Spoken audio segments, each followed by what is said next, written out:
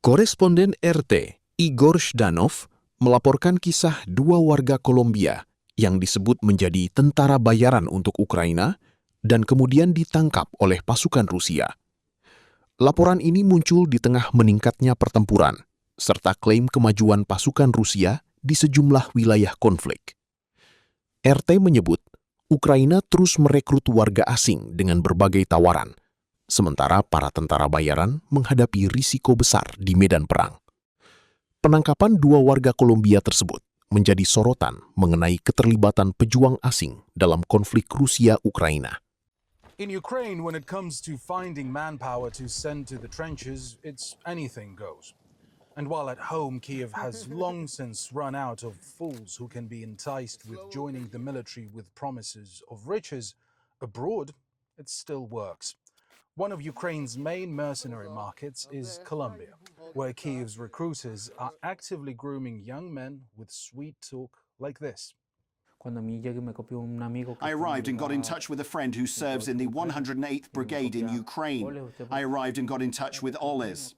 Come here, come here. They pay bonuses here. If you hold your post for 30 days, they'll pay you a bonus. The food's good, everything's good. I'm going there. I arrived and said, well, I'm going there too. That same day I arrived, packed my things, threw my suitcase out the window and flew to where I was supposed to stay. I arrived at the Lincoln D Hotel in Bogota. We stayed there for 5 days. Then they gathered us all together and asked if we understood that we were going to Ukraine, that we would be paid very well there, that the food was excellent and that we wouldn't be short on pay. And so 5 days later, they bought all our tickets, called us all in and said, guys, here are your passports. Look, this is your flight. This mercenary from Colombia is luckier than most. He lived to tell his tale from captivity in Russia.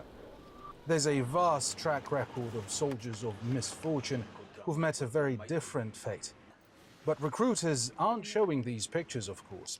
They target men gullible enough to believe that a contract with Ukraine's armed forces is their ticket to a better life. Instead, it's a boarding pass for a one-way journey. But realization kicks in only on the front lines when it's already too late. By the third month, the situation started to get worse. By the third month, I told the commander over the radio that it was my turn, that I wanted to go home. What turn? What home? I was having problems with my personal account. I didn't know about the money. I told the Ukrainians, and they said everything was fine, that the money would come to me. They told me through an interpreter over the phone not to worry, that the money would come to me. I said, but I don't believe it. I went home and asked my friend, hey, did you get your money? He replied, man, I've been here for 4 months and I've only been paid once. I went home and asked, when will it be my turn to work? I don't know, we'll just have to wait. Around the 4th month, the situation got even worse. Things became difficult. They began to dismantle our positions and impose strict control. By the 5th month, the food situation was terrible, just terrible. They stopped bringing in food and stopped bringing in water. From the very beginning, things got much worse, but it wasn't good. Nothing was good from the very beginning. I never saw the commanders worry about anything. They just recruited people, but without rotation. There's no food at the posts. The commander doesn't give a damn about you. He doesn't care about your health, your food, or your water. He doesn't care about anything at all, not even rotation or anything like that. Now, this outcome wasn't just a stray case of bad luck. Accounts by other mercenaries, they only add brushstrokes to the same picture. The soldiers, Ukrainian soldiers, don't care whether you know how to shoot or not. They don't provide the proper training needed for war. But what matters to them is sending people to the front lines and leading them to their deaths, because that's the reality. They promise to pay you a lot of money and send you to the front lines time and time again, but your bank accounts are frozen. Right now they aren't rotating troops, and in my case there were Colombian and Ukrainian soldiers on the front lines who hadn't been relieved for 8 months. I don't understand why the commanders aren't concerned about them, why they don't care.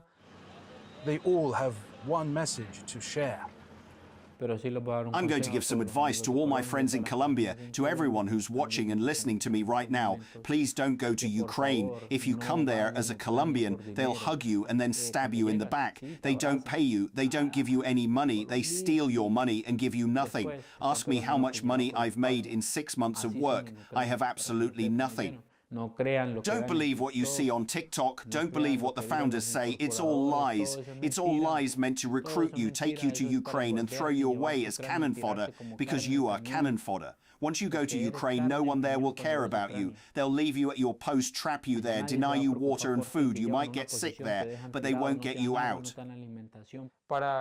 These soldiers dream only of returning home and of sending a message to Colombians who are thinking about traveling to Ukraine. Don't do it.